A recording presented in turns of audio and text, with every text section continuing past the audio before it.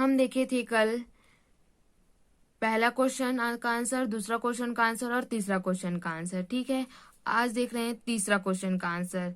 Arctic प्रदेश के अधिकांश जंतु सफेद रंग के क्यों होते हैं? यही में आए थे हम लोग, तो इसका आंसर ये हो जाएगा, आर्कटिक प्रदेश का अधिकांश भाग जो है बर्फ से ढका रहता है।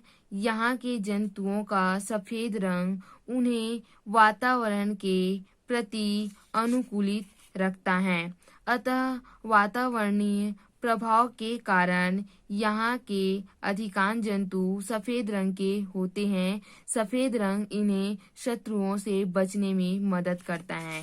मतलब ये बोला गया है, इसका आंसर यही होगा, आर्कटिक प्रदेश का अधिकांश भाग बर्फ से ढका रहता है और यहाँ के जंतुओं का जो सफेद रंग है उन्हें वातावरण के प्रति क्या करता है, अनुकूलित रखता है। अतः वातावरणीय प्रभाव के कारण यहाँ के अधिकांश जंतु सफेद रंग के होते हैं और ये सफेद रंग इन्हें शत्रुओं से बचने में मदद करती है। मतलब अधिकांश आर्कटिक प्रदेश के जो अधिकांश भाग है वो क्या रहता है, बर्फ से ढका रहता है। पूरा जमीन क्या रहता है, बर्फ से ही ढका रहता है।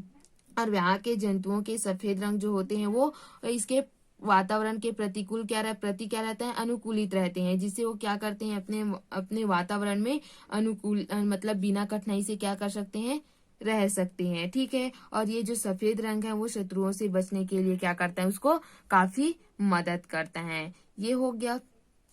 अब हम चौथा क्वेश्चन देखेंगे। ऐसी खाद्य श्रृंखला का निर्माण कीजिए जो समुद्र से आरंभ होकर जमीन पर समाप्त होती है। अगला क्वेश्चन है, ऐसी खाद्य श्रृंखला का निर्माण कीजिए जो समुद्र से आरंभ होकर जमीन पर समाप्त होती है। ये है, तो इसका उत्तर हो जाएगा, समुद्र से आरंभ होकर जमीन पर समाप्त होने वाली खाद्य श्रृंखला समुद्री पौधे और काई से प्रारंभ होती हैं वो, और समुद्री पौधे और काई को क्या करते हैं, छोटे जंतु खाते हैं। छोटे जंतु को बड़े जंतु, फिर बड़े जंतु को क्या करती हैं, छोटी मछलियां लेती हैं। छोटी मछलियां को बड़ी मछलियां को क्या करती हैं, सील, और सील क्या करती हैं, द्रुई भालू। सील को क्या करते हैं, द्रुई भालू को, ठीक है, सील को द्रुई भालू लेता है। ये हो गया, समुद्र से आरंभ होकर जमीन पर समाप्त होने वाली खाद्य श्रृंखलाएं समुद्री पौधे से प्रारंभ होती हैं, समुद्री पौधे और काई से। तो समुद्री पौधे और काई को क्या करती हैं, छोटे जंतु लेते हैं। छोटे जंतु को बड़े जंतु, फिर उससे बड़े जंतु को क्या करती हैं, छोटी मछलियां लेती हैं। छोटी मछलियां को बड़ी मछलियां खाती हैं और बड़ी मछलियां को क्या करती हैं, सील खाती हैं। और सील को कौन खाता है, द्रुई भालू। तो इस प्रकार ये खाद्य श्रृंखला समुद्र से प्रारंभ होती है और क्या हो गया, जमीन पर समाप्त होती हैं। ठीक है,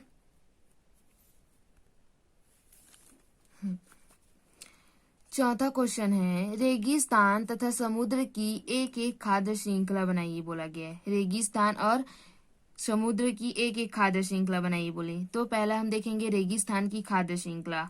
ठीक है, तो रेगिस्तान की खाद्य श्रृंखला, पहले रेगिस्तानी घास होती है। रेगिस्तानी घास को क्या करते हैं छोटे बड़े क्या करते हैं, कीड़े खाते हैं। ठीक है, छोटे बड़े कीड़े खाते हैं। छोटे बड़े कीड़े को कौन, रेगिस्तानी छिपकलियां और चूहे। और रेगिस्तानी छिपकलियां और चूहे को कौन खाते हैं, बाज और उल्लू।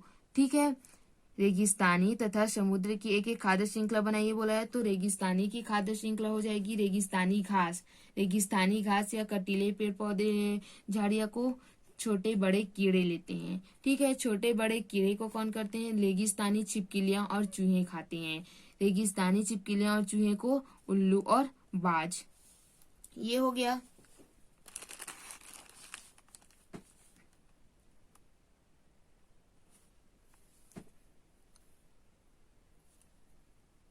अब देखेंगे समुद्र की खाद्य श्रृंखला।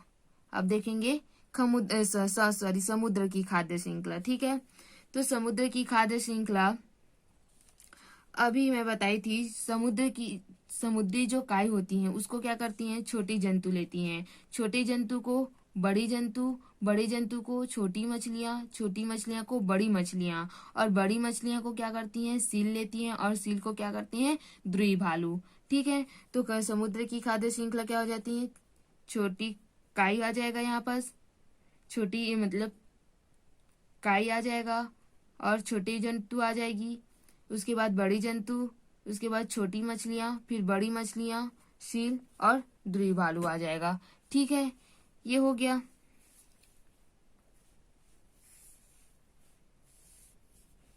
अब अगला क्वेश्चन है 5वां।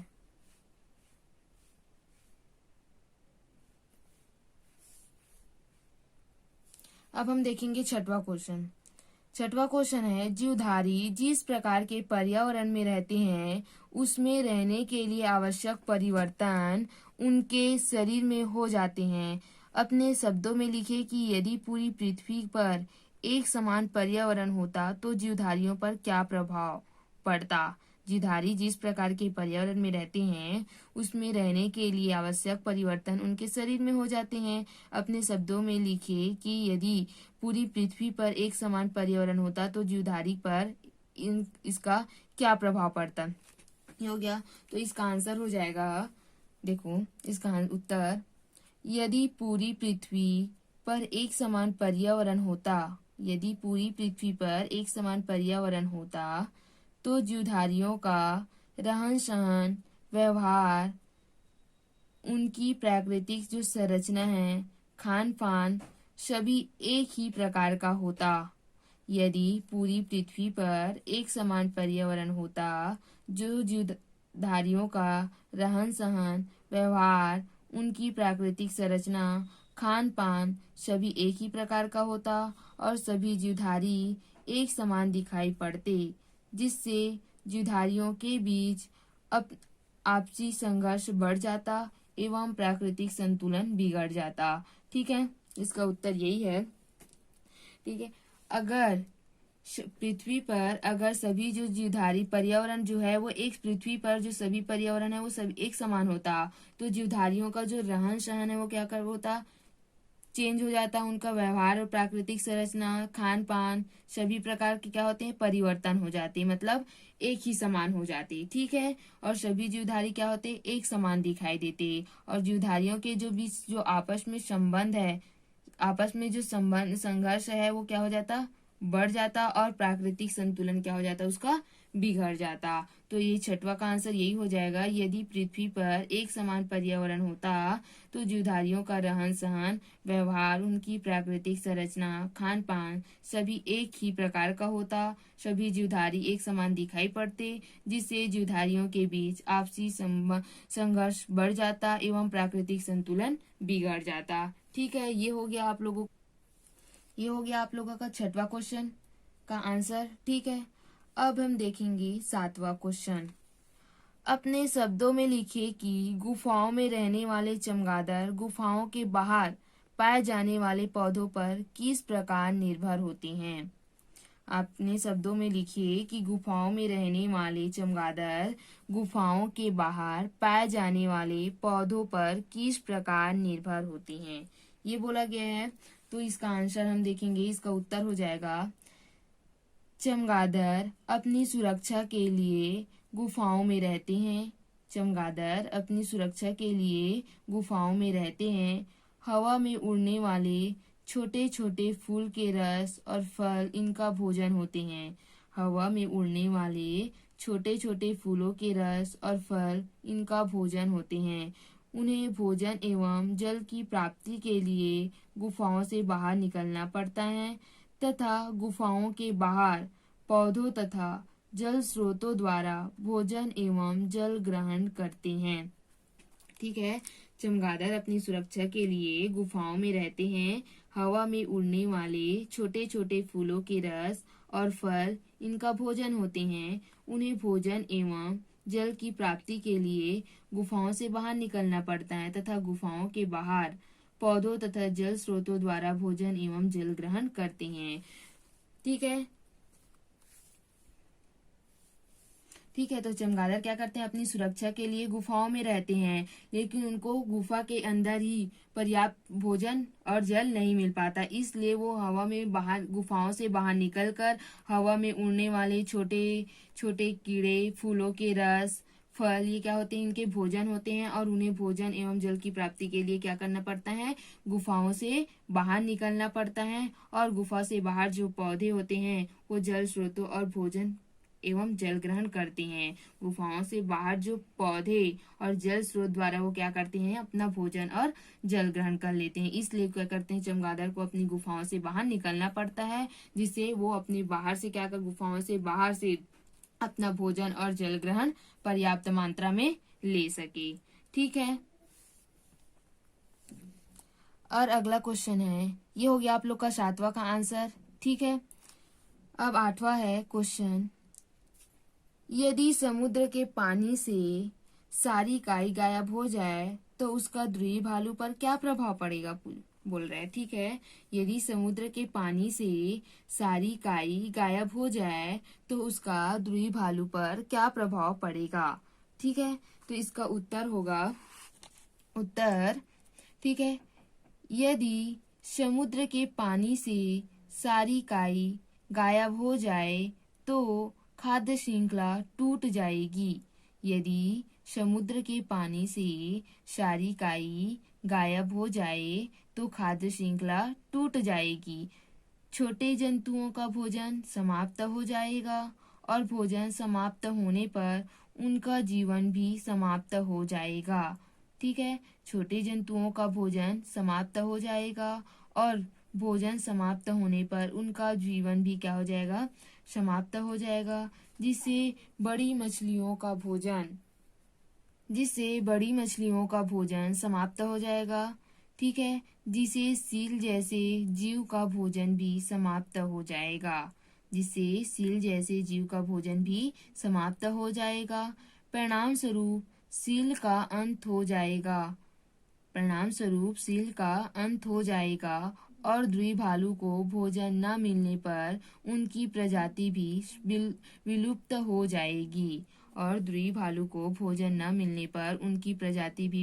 विलुप्त हो जाएगी।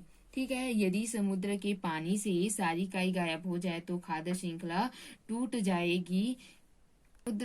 समुद्र के पानी से सारी काई गायब हो जाए तो खाद्य श्रृंखला टूट जाएगी।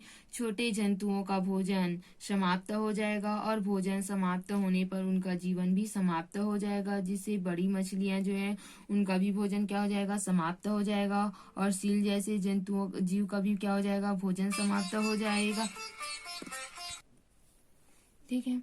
तो समुद्र के अगर पानी से सारी काई अगर गायब हो जाती हैं तो खाद्य श्रृंखला क्या हो जाती है, पूरे टूट जाती हैं। जैसे कि काई है तो अगर काई गायब हो जाएगी तो उससे क्या हो जाती है, छोटे जंतुओं को भोजन नहीं मिल पाएगा, छोटे जंतुओं से बड़ी जंतुओं को भोजन नहीं मिल पाएगा, बड़ी जंतुओं से छोटी मछलियों का क्या हो जाएगा, भोजन पूरा क्या हो जाएगा, समाप्त हो जाएगा। उससे बड़ी मछलियों का भोजन समाप्त हो जाएगा। बड़ी मछलियों का भोजन समाप्त हो जाएगा तो उसे सील जैसे जीव का भी भोजन क्या हो जाएगा, समाप्त हो जाएगा। अगर सील जीव का अंत हो जाता है तो क्या हो जाता है, वैसे ही ध्रुवी भालू को भोजन भी मिलने में क्या हो जाती है, नहीं मिल पाएगा। जिससे ध्रुवी भालू क्या हो जाती है, ध्रुवी भालू की जो प्रजाति है वो क्या हो जाती है, बिल्कुल विलुप्त हो जाएगी। ठीक है। ये हो गया आप लोगों का पार्ट कंप्लीट। ठीक है। ये हो गया आप लोगों का पार्ट कंप्लीट। 8वां का आंसर हो गया। अब हम देखेंगे अध्याय 2। कल देखेंगे हम अध्याय 2 जल। ठीक है। ये हो गया आप लोग का पार्ट 1 कंप्लीट। अब हम कल देखेंगे अध्याय 2। ठीक।